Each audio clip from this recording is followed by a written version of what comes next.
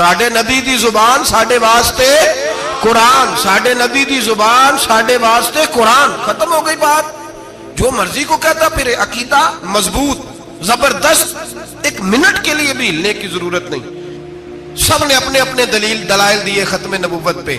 ضرورت ہی نہیں تھی. جب حضور کہہ گئے جو بن سکتے تھے ان کو نبی پاک کہہ گئے، جو بن سکتے تھے جن میں صلاحیتیں تھی. حضور نے فرمایا علی تو میرے لیے اسی طرح ہے جس طرح موسیٰ کے لیے ہارون تھے.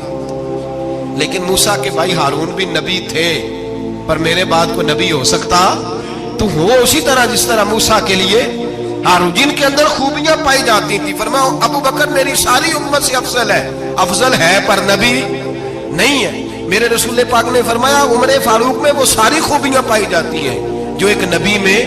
لو کان نبی بعد لکانا عمر ابن خطاب، اگر کوئی میرے بعد نبی ہوتا تو خطاب کا بیٹا عمر ہوتا. جو ہو سکتے تھے جب وہ نہیں ہوئے تو کانا شانہ اٹھ کے آ گیا ہے ادھر قادیان کا رہنے والا، اور تو کہتا ہے نہیں مجھے مان لو. چلو پورا نہ مانو، ذلی مان لو، پروزی مان لو. حیا ہونی چاہیے. بڑے بڑے سیانے بندے کو آج تک پتہ ہی نہیں کہ یہ ذلیل کتنے، ان کے اندر خباثت کتنی پائی جاتی ہے. میرے رسول پاک امت کے لوگوں نے اپنے اپنے دلائل دیے، نبی پاک کی امت نے اپنے اپنے. حضرت میاں محمد بخش صاحب رحمت اللہ علیہ ختم نبوت پہ بات کرنے لگے تو انہوں نے انوکھی بات ہی کر دی. انوکھی بات. ایک شخص ان سے کہنے لگا چل کے دیکھو تو صحیح ملے تو صحیح. آپ فرمانے لگے دفع کرو، جنہ اندر عشق ہے رچیا اونا نہیں بھج جانا، پاویں سونے ملن ہزارہ آسانی یار بٹاؤنا. ہم نے دائیں بائیں دیکھنا ضرورت ہی نہیں. ہمارے رسول نے کوئی کمی چھوڑی نہیں. باقی آ رہے ہیں یہاں خیرات لینے. حضرت موسیٰ کہہ رہے ہیں اللہ اپنے آخری نبی کی امت میں شامل کر لے. تو ہمیں کیا ضرورت ہے پتہ بھی کرنے کی اور سن لیں. یہ یاد رکھے بات. امام اعظم ابو حنیفہ رحمۃ اللہ علیہ فرماتے ہیں اگر کسی بندے نے دعویٰ کیا کہ میں نبی ہوں، دعویٰ کیا کہ میں نبی ہوں، اور سامنے والے نے اسے یہی کہہ دیا نا کہ اگر تو نبی ہے تو معجزہ دکھا، تو یہ کہنے والا بھی کافر ہو گیا. اس لیے کہ اس نے تو دلیل مانگ لیا، یہ تو تھوڑا سا متفق ہوا ہے. تماشا دیکھنے کے لیے بھی اگر کہا نا کہ اگر تو نبی ہے تو دلیل لا، کوئی معجزہ، تو یہ لفظ کہنے والا بھی بولیے دائرہ اسلام سے کیوں مانگی تو نے دلیل؟ کیا ضرورت پڑی تھی؟ کیوں تو نے ایسا کہا؟ اتنا متفق کا عقیدہ ہے کہ تو مانگ، تو یہ بھی نہیں کہہ سکتا کہ چل کچھ کر کے دکھا. یہ بھی تیرے لیے جائز ہے. صوفیاء کہتے ہیں تو نے سوچ کیسے لیا؟ طریقت کے اندر تو غیر کی مداخلت قابل قبول. اللہ نے توحید کا ہر جگہ خیال رکھا، رسالت کی وحدانیت کا ہر جگہ خیال رکھا. اللہ ایک، قرآن ایک، اسلام نبی ایک، باپ استاد. کوئی کسی قسم کی مداخلت کی ضرورت کیسے لوگ مداخلت کر لیتے؟ فٹافٹ حضرت پیر سید مہر علی شاہ صاحب گولڑوی رحمت اللہ، حضرت خواجہ شمس العارفین سیالوی رحمت اللہ علیہ کے پاس پڑھا کرتے تھے. تدریس ہوتی تھی. خواجہ صاحب کو بٹھا کے درس تصوف، درس قرآن، درس حدیث دیتے تھے. یوں بیٹھے ہیں، گفتگو ہو رہی ہے، پڑھایا جا رہا ہے. ایک بڑے نورانی چہرے والے خوبصورت بزرگ اندر آئے. بڑی تازگی، بڑا پیار، بڑی مٹھاس ان کے آنے میں. جب وہ آئے تو حضرت شمس العارفین اٹھ کے ملے، ماتھا چوما، پیار ہوا. 2-3 منٹ گفتگو ہوئی تو گفتگو میں بڑی نورانیت، بڑی خوبصورتی، بڑی رانائی، بڑی ٹھنڈک ملی دونوں بزرگوں کی ملاقات سے. چند لمحوں کے بعد، تھوڑی دیر گفتگو کے بعد وہ بزرگ اٹھے باہر نکل گئے. حضرت شمس العارفین مریدوں پہ نظر ڈالی، فرمانے لگے تمہیں پتا ہے یہ کون تھا؟ شاگردوں جانتے ہو کون تھا؟ کہ حضور نہیں. فرمایا خضر علیہ السلام تھے، مجھ سے ملنے آتے اکثر، اور ابھی گلی میں ہوں گے، کسی نے ملنا ہے تو مل لو. دوڑ کے گئے سارے لوگ ملاقات کرنے، بھاگے گئے. پیر مہر علی شاہ صاحب بیٹھے.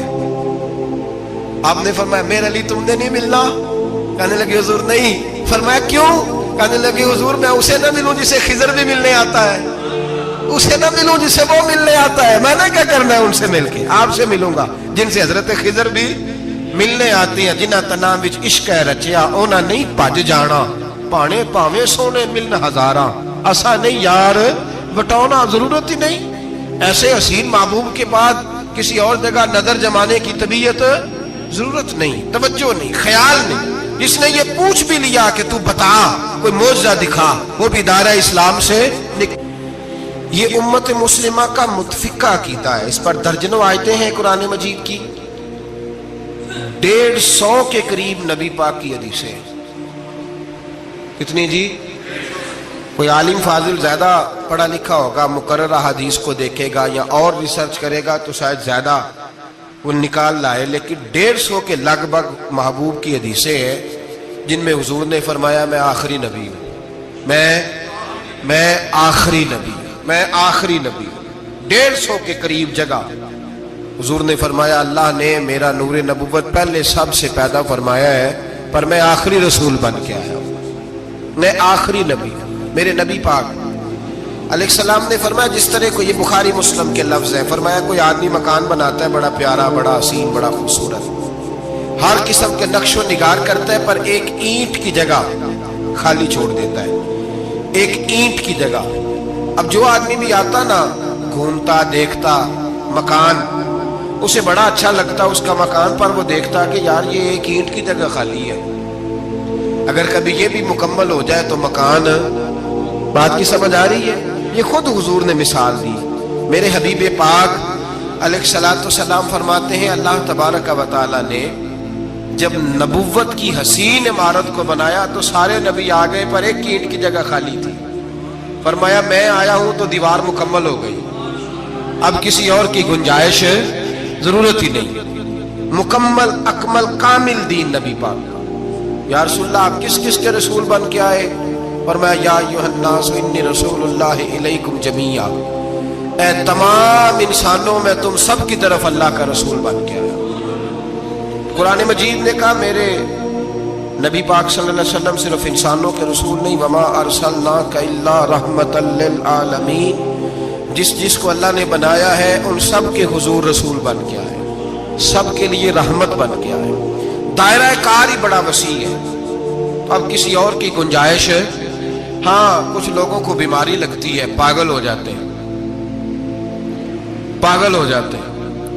دعویٰ کرنا ہمارے زمانے میں ویسے ہی آسان ہے، اور پاکستان ہندوستان ویسے جمہوری ملک ہیں، اس میں ہر آدمی کو بولنے کی اجازت ہے، جو جس کی طبیعت آتی ہے بول سکتا ہے، گنجائش ہے. اور ویسے بھی کوئی کیسے پتہ کرے گا کہ کوئی کیا سوچ رہا ہے، کیا بول رہا ہے. نبی پاک صلی اللہ علیہ وسلم نے فرمایا تھا کہ میری امت میں 30 کے قریب ایسے دجال جھوٹے ہوں گے، 30 جو دعویٰ کریں گے کہ ہم اللہ کے رسول ہیں، 30. لیکن فرمایا میں آخری نبی ہوں، میرے بعد کوئی نبی آ سکتا، انا خاتم النبیین لا نبی بعدی، میں آخری نبی ہوں، میرے بعد کوئی نبی آ سکتا. 30 کے قریب. خود نبی پاک علیہ السلام کے زمانے میں 2 بندوں نے دعویٰ کر دیا تھا ہم نبی ہیں.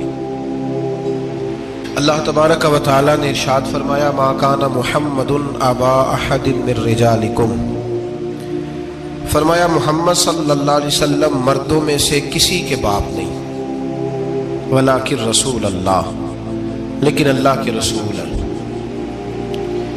روحانی طور پر حضور کا درجہ باپ سے بھی زیادہ ہے، لیکن اللہ تبارک و تعالی نے اپنے حبیب پاک علیہ الصلاۃ والسلام کے کسی بھی صاحبزادے کو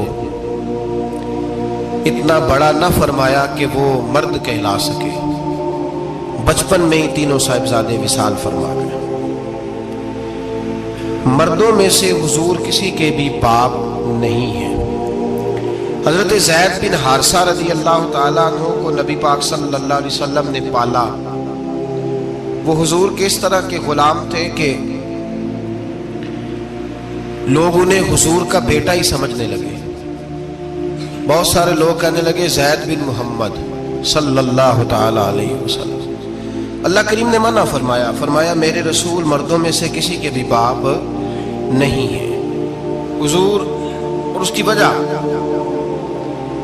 نبی پاک صلی اللہ تعالی علیہ وآلہ وسلم مردوں میں سے کسی کے باپ نہیں، اللہ کے رسول ہے، وخاتم النبیین، اور سب نبیوں میں سے آخری نبی ہے. اللہ کے رسول ہیں اور سب نبیوں میں سے حضور کون سے نبی ہیں جی؟ آخری. حضور کے بعد کوئی اور نبی آ سکتا؟ اللہ نے قانون بنا دیا ہے، قانون بنا دیا ہے. آخری نبی ہے رسول پاک علیہ السلام. حضور کے صاحبزادے بچپن میں کیوں وصال کر گئے؟ اس آزمائش سے نبی پاک علیہ السلام اس لیے گزرے کہ اللہ نے حضور کی ختم نبوت کے قانون کی حفاظت فرمانی تھی۔ اگر نبی پاک کے کوئی بیٹے بڑے ہوتے تو نبی کے بیٹے نبی ہوتے، اور چونکہ دروازہ نبوت ذات رسالت پر بند کر دیا گیا، اس لیے اللہ تبارک و تعالیٰ نے محبوب کے کسی بیٹے کو بھی پروان نہیں چڑھایا، وصال ہو گیا، اس لیے کہ حضور اللہ کے آخری نبی پاک صلی اللہ علیہ وسلم کے زمانے میں حضور نے خود فرمایا تھا 30 کے قریب لوگ ہوں گے جو دعویٰ کریں گے ہم نبی ہیں، فرمایا دجال ہوں گے، کذاب ہوں گے جو دعویٰ کریں گے۔